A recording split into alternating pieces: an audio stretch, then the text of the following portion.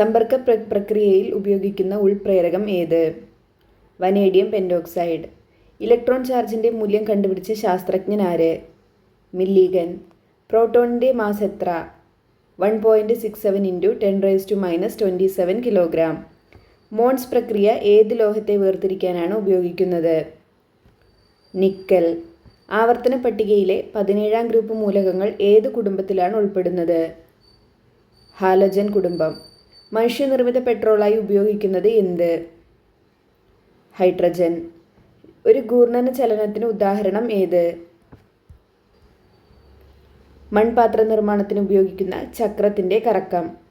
തീ പിടിച്ചാൽ ഒരു വസ്തുവിനുണ്ടാകുന്ന മാറ്റം എന്താണെന്ന് അറിയാനായി സ്വന്തം വീടിൻ്റെ ധാന്യപ്പുരയ്ക്ക് തീയിട്ട ശാസ്ത്രജ്ഞൻ ആര്? Thomas Alva Edison. വജ്രത്തിൻ്റെ തിളക്കത്തിന് കാരണം എന്ത്? ആന്തരിക പ്രതിഫലനം. ഒരേ ആറ്റോമിക നമ്പറും വ്യത്യസ്ത മാസ് നമ്പറുമുള്ള ആറ്റങ്ങൾക്ക് പറയുന്ന പേരെന്ത്? ഐസോടോപ്പുകൾ.